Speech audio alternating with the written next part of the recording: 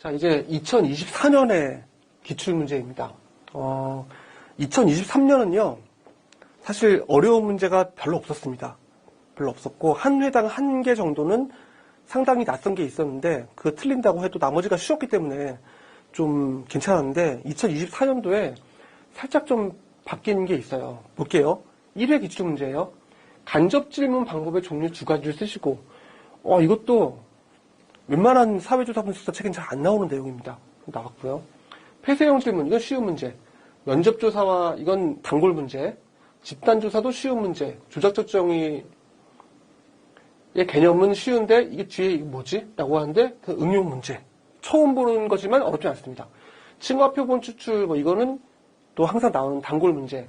좋은 가설의 판단 기준 네 가지는 우리 범위에 있는 거고 내용에 있는 건데 자주 출제되진 않아가지고 제가 이렇게 강조드리지 않았던 거였어요. 이런 게 나왔었고, 주관적 가치나 태도를 평가하는 면접, 비표준화 면접의 특징 쉬운 거고, 우발적 사건 시험 효과, 성취 효과 항상 강조드렸던 쉬운 거고, 자 그리고 이제 어려운 게 이런 거였죠. 표본 크기 선정 요인은 신뢰 수준 모분상과 같이 통계적 요인을 제외하고 서술하시오. 보통은 통계적 요인으로 서술하시오라는 내용들이 이전에 많이 나왔었는데 희한하게 제외하고 서술하시오 이렇게 나왔거든요.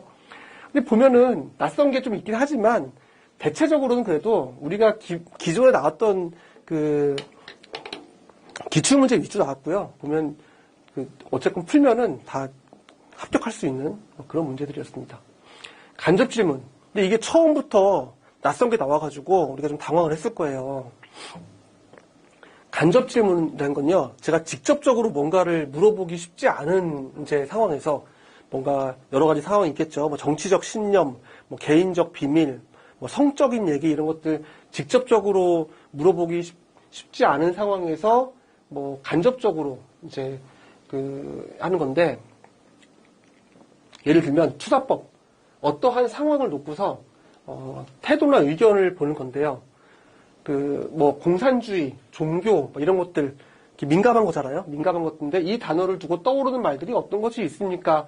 라고 질문하고 응답을 분석하는데, 예를 들면은 당신은 공산주의자입니까? 라는 거를 질문하면 네 그렇습니다 라고 답할 수 있는 사람도 있지만 사실은 공산주의자인데 안 그렇다고 답할 수 있는 사람도 있지 않습니까? 그 사람들한테 몇 가지 단어를 주는 거예요. 붉은색 이런 거 있잖아요.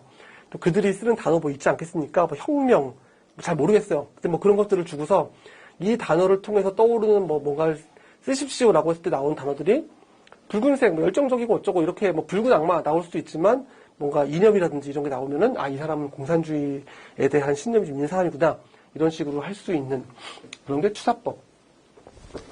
자, 그 다음에 오류 선택법. 질문 하나에 여러 가지 보기를 배치하는데 그 어떤 보기에도 사실관계에 맞는 팩트는 담지 않은 상태로 응답자의 응답 경향을 나타내는 것인데요. 이거 뭐냐면은 당신은 몇 월 며칠 날 어디에 갔습니까? 거기에 뭐가 있었습니까? 라고 하면서 거기에 답을 쭉 줍니다. 그 중에서 틀린 게 뭐가 있죠? 라고 했을 때 틀린 걸 잡아내면은 이 사람이 거기에 갔는지 안 갔는지를 판단하는 데 있어서 너 거기 갔습니까? 라고 판단하는 것보다 이거를 거기에 뭐가 있었습니까?를 선택하면서 거기에 실제 없는 것들을 집어넣으면은 갔는지 안 갔는지를 판단하는 것을 간접적으로 알 수가 있겠죠. 이게 오류선택법. 정보 검색법. 어떤 정보에 대해 알고 있는 정보의 양과 종류를 조사함으로써 태도를 간접적으로 측정하는 겁니다. 여기선 지금 특정 정당에 대한 선호를 알아보기 위해서 정당별 정치인 이름의 리스트를 적어보려고 하면은 이 사람이 더 많이 알고 있는 그 정당의 정치인을 더 많이 적으면 그 정당에 호감이 있구나 생각을 하는 거죠. 이런 게 있을까요?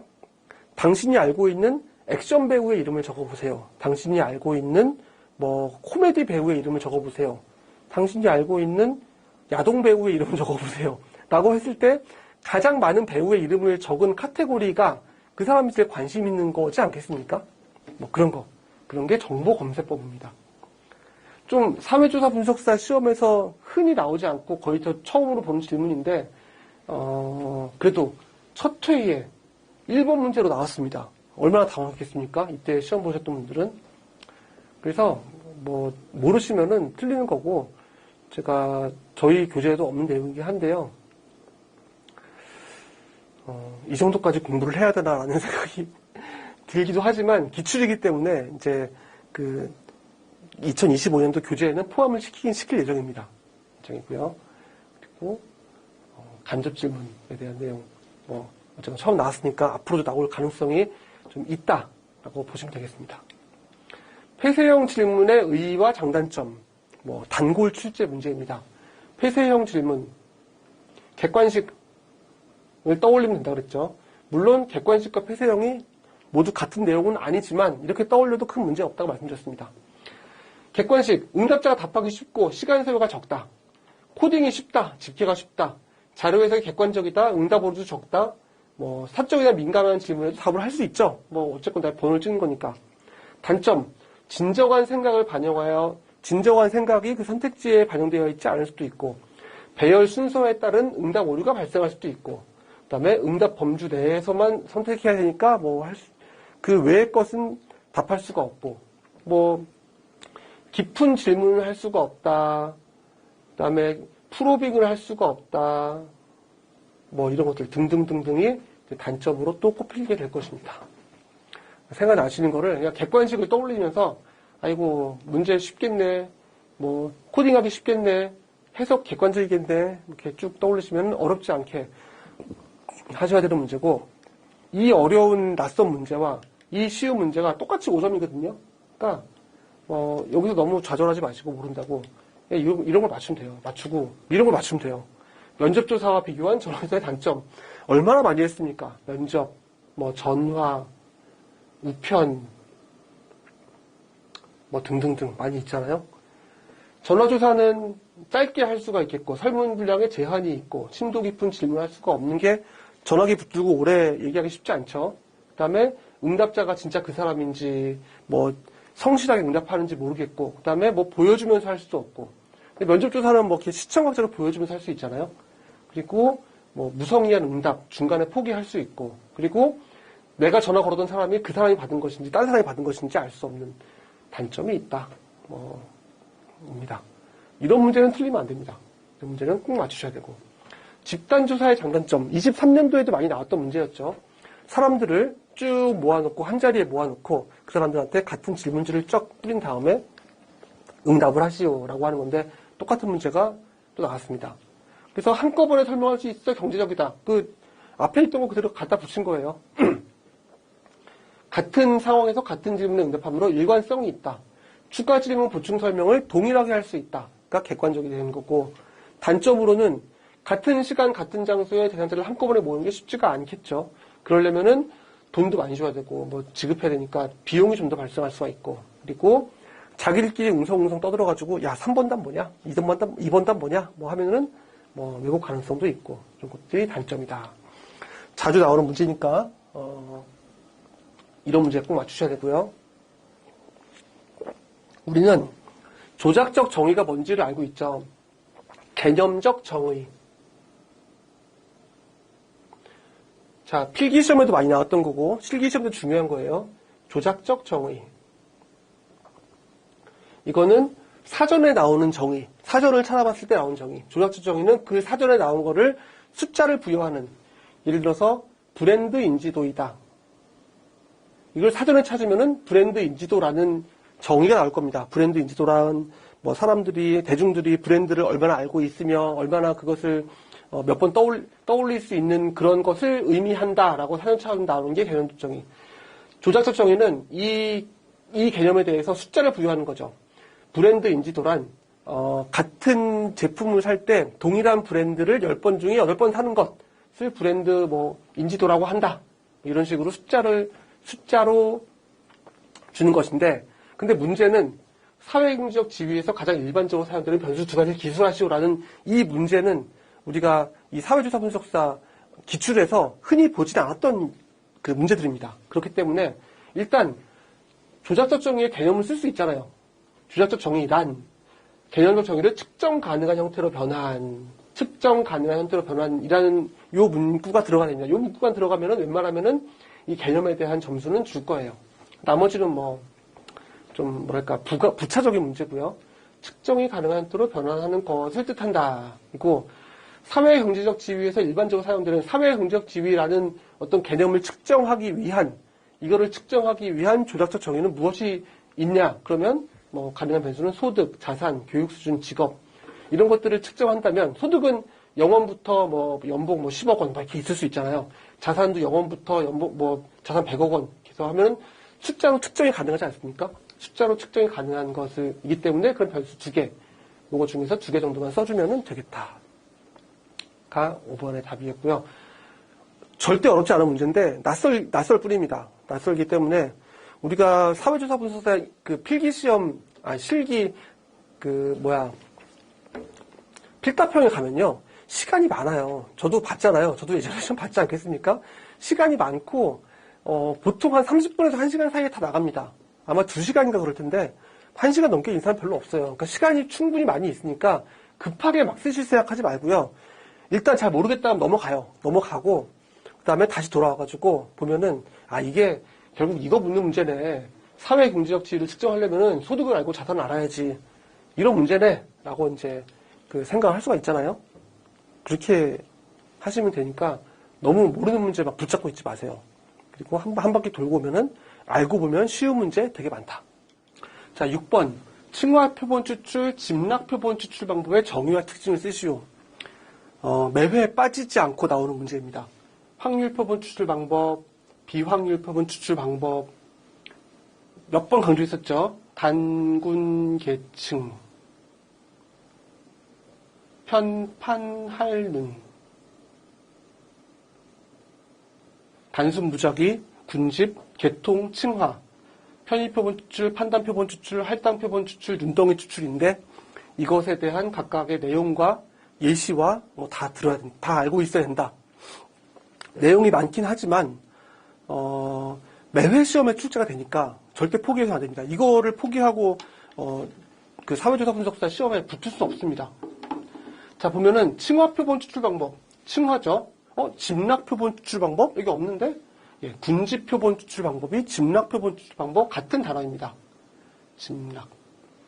자, 둘의 공통점과 차이점이 있어요. 그러니까 이 확률 표본 추출 방법, 비확률 표본 추출 방법이 항상 많이 나오는데 그 중에서도 얘네 둘을 비교하는 자료들이 많이 나오는 이유는 뭐냐면 공통점과 차이점이 시험 문제 내기 아주 좋습니다.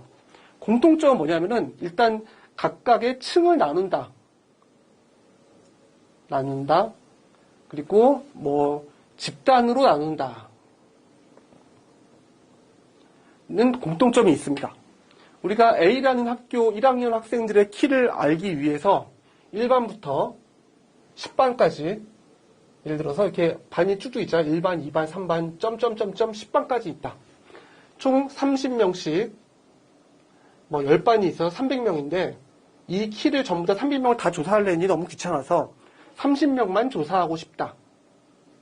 라고 했을 때 키를 조사할 때 여기서 3명, 1반에서 3명, 2반에서 3명, 3반에서 3명, 쭈쭈쭈 10반에서 3명을 조사하면은 다 모아놓으면 30명이 되겠죠.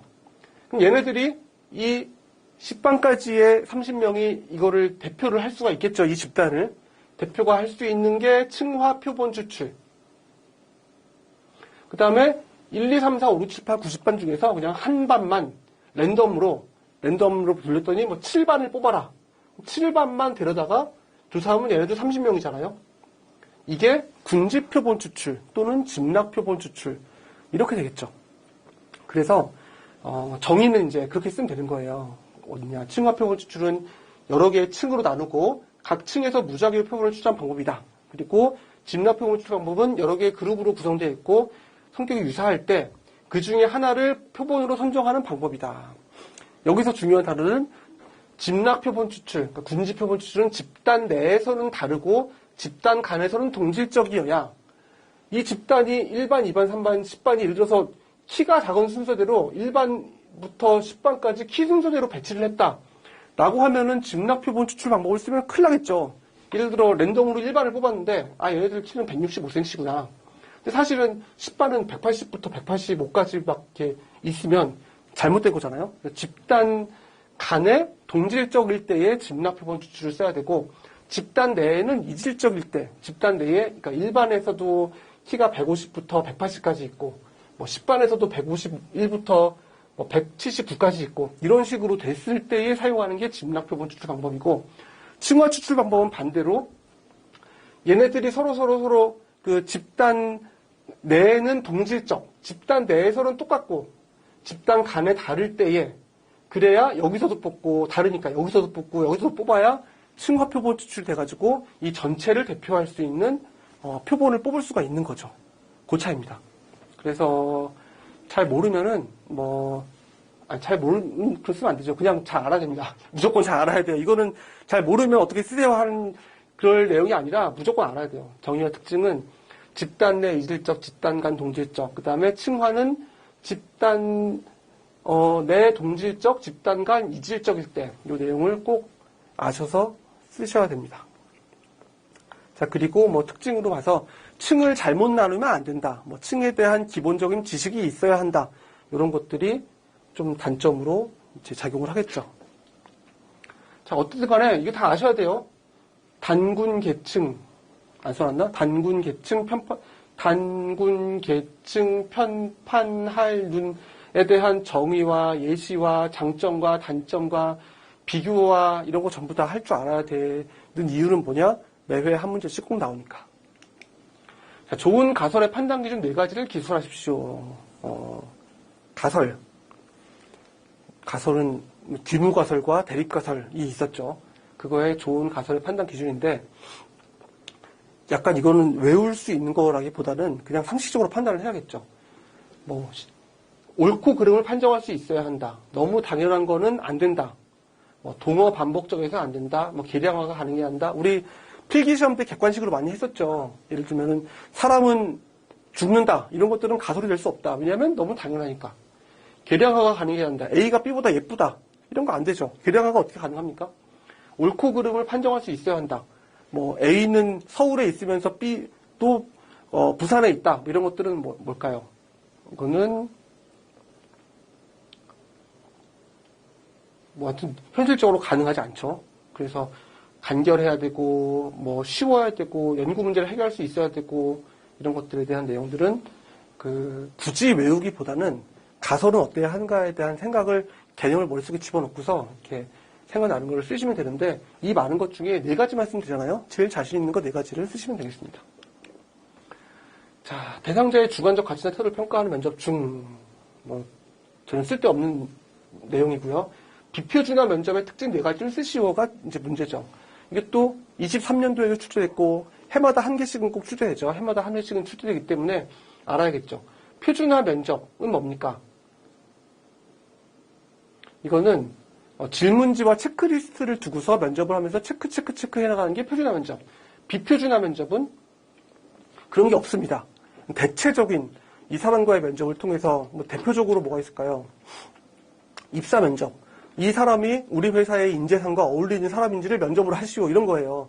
그거는 뭐 체크리스트가 있을 수도 있지만 없는 경우가 더 많죠. 그래서 그거에 대한 감을 가지고 높은 타당도, 낮은 신뢰도를 가진다. 왜냐하면 체크리스트가 없기 때문에 비표준화이니까 자유로운 진행, 자유로운 의사교환, 새로운 사실 발견 이런 것들도 비표준화, 비계량화, 비체계화 다 비슷한 맥락입니다. 비계량화, 비체계적 등등등 다 같은 것들이고요. 면접 결과에 대한 코딩이 어렵겠죠. 내지는 집계도 어렵고 수량화도 어렵고 다 어렵습니다. 그 면접관에 따라서 면접 결과가 달라질 수 있겠죠. 이거는 우리가 입사 면접을 생각하시면은 쉽게 나타날 수 있는 거고 4가지를 쓰시면 되겠습니다. 어렵지 않은 문제입니다. 자주 나오는 문제니까 이것도 꼭 맞추셔야 됩니다. 외생 변수의 통제 방법 중 우발적 사건, 시험 효과, 성숙 효과에 대해서 서술하시오. 외생 변수의 통제 방법은 우성시 측 소통표 였죠. 우발적 사건, 성숙 효과, 시험 효과, 측정 효과, 그 다음에 통계적 회귀, 소는 뭐였죠? 기억 안 난다. 표본 추출 잘못했을 때, 소멸 효과죠. 이런 것들을 전부 다 외우고 내용들을 알아야 되는데, 일단 우발적 사건은 되게 쉽죠. 실험 기간 중에 이게 서술하시오 하면요, 우리가 이거를 정확히 외워서 서술하기는 쉽지가 않거든요.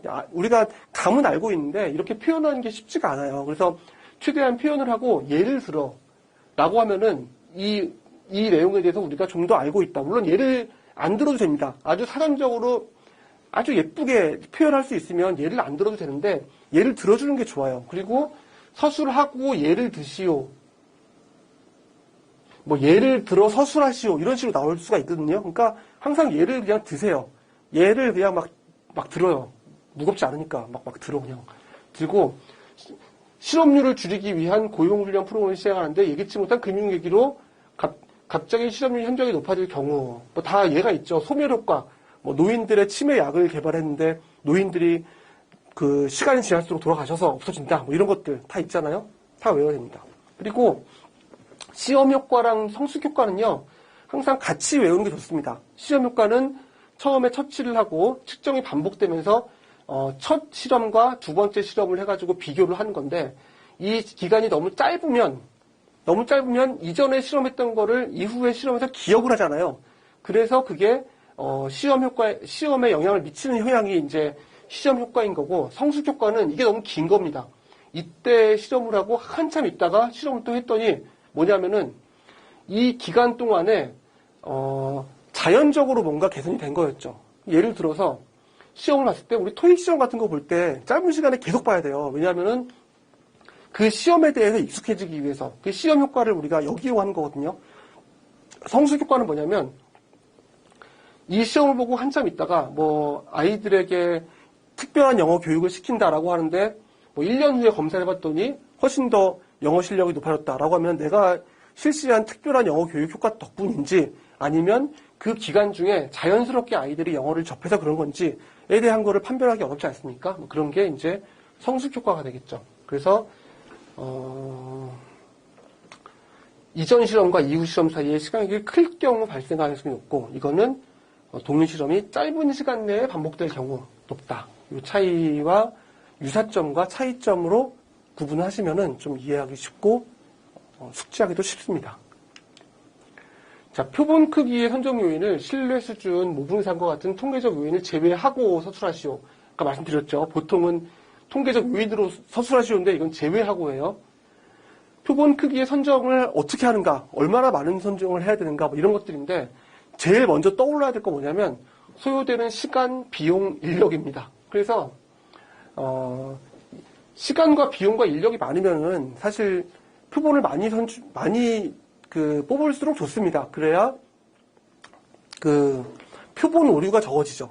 비표본 오류는 통제를 한다 치고 표본 오류가 적어지려면 무조건 많이 뽑아야 되거든요. 근데 이게 정해져 있기 때문에 우리가 무작정 많이 뽑을 수가 없잖아요. 이거. 그다음에 분석 범주 및 변수의 수. 아까 전에 층화 표본 추출, 뭐 집락 표본 추출 이런 걸 할 때 어떻게 층을 나눠야 될지에 따라 다르잖아요. 그래서 그게 이제 분석 범주의 수에 따라서 달라질 수가 있고요. 그리고 표본을 어떻게 추출할 수 있는가에 대한 방법에 따라서 표본 추출의 표본 크기가 달라질 수 있고 모집단의 동질성 여부, 모집단 내에서 그룹을 나눠야 할지, 그 그룹 수는 어떨지, 그 그룹은 뭐 나누는 게 맞을지 아니면 맞을지 뭐 이런 것들에 대해서 고려를 해야 되기 때문에 이 정도 4개를 쓰면은 뭐 시험 문제를 맞추는 데는 큰 무리는 없을 것입니다.